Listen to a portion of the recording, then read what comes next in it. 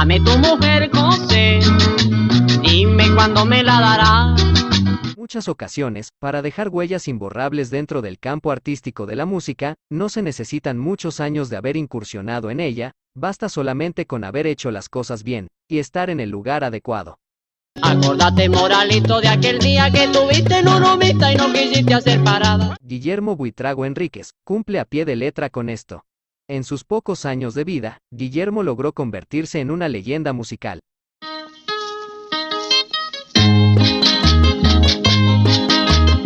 Incluso, aún hoy en día, se disfruta de su música con el mismo agrado que en aquella época.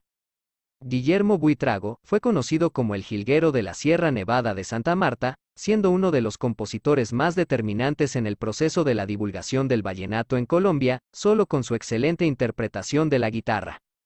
Buitrago nació en el municipio de Ciénaga, en el departamento del Magdalena en el año de 1920. Hijo de Roberto de Jesús Buitrago y Teresa Enríquez. El jilguero de la Sierra quedó huérfano muy temprano, debido a este hecho tuvo que trabajar en una fábrica de elaboración de pólvora, para ayudar en el sostenimiento de su familia. Mientras trabajaba, también iba practicando con un viejo instrumento que había encontrado en su casa. Cuando conoció la guitarra, se enamoró de ella, y decidió que a partir de ahí, sería su compañera. Recibió unas pocas clases, y luego fue perfeccionándose él solo, logrando un estilo único de interpretar el instrumento, y una excelente y peculiar forma de cantar.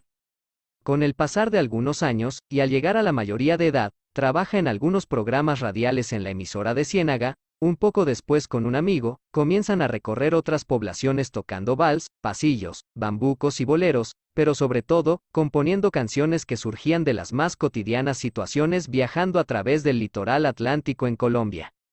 Viaja a Barranquilla, donde se amplía sus posibilidades de darse a conocer, ya que estaban de moda los programas radiales, donde se hacían presentes cantantes en vivo. Tocó muchas puertas en la capital costeña, pero en muchas partes se la negaron, ya que hasta ese momento no era nada conocido. Su gran oportunidad la recibe cuando le permiten participar en Emisora Atlántico, primero en un horario poco popular, pero luego al ganarse el reconocimiento de los oyentes, se ganó su propio programa, de más duración, y en un horario estelar. Su gran repertorio era notable, sus canciones estaban en el gusto de todos los oyentes, y la popularidad de Guillermo Buitrago se elevaba considerablemente, pero aparte de su talento, lo que lo hacía ser amado por todo el público, era su sencillez, su carisma y personalidad, que lo convertían en alguien sin igual. Guillermo también se destacó por su impecable forma de vestir, le gustaba vestir de traje y corbata, bien ordenado, siempre correcto, procuraba nunca incumplir una cita o llegar tarde, solo por el hecho de tener fama y popularidad. Respetaba a todas las personas. Aunque el fuerte del jilguero de la Sierra eran los pasillos y los boleros, le encantaba la música cubana, y nunca descuidaba la música tropical.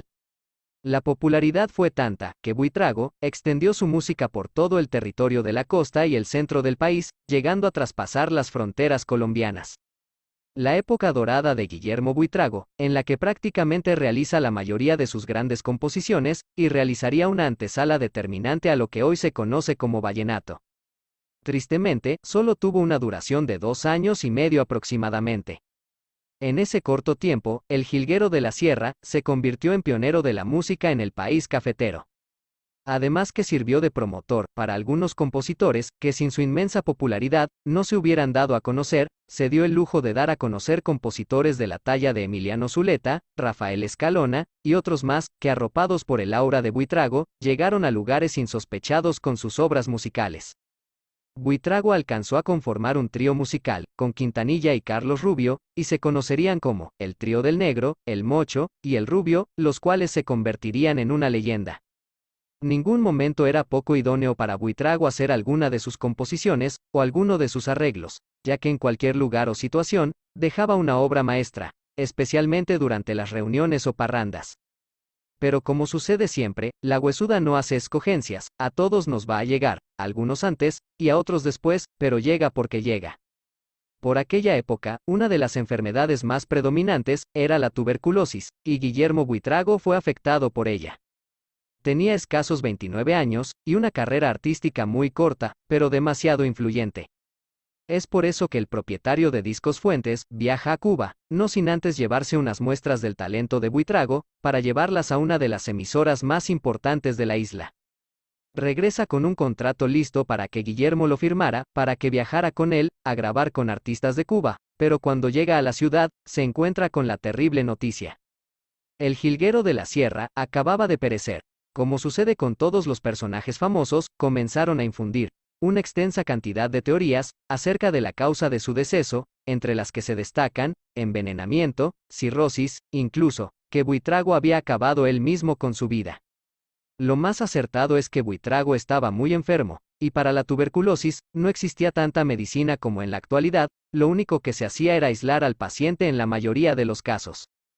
Con la partida de Buitrago, el acordeón fue ganando terreno, al perderse el liderazgo de la guitarra de Guillermo, pero siempre influenciados por aquellas raíces que dejó un joven que en menos de 3 años de fama y popularidad, lograría ser recordado por siempre, dentro del mundo musical de Colombia.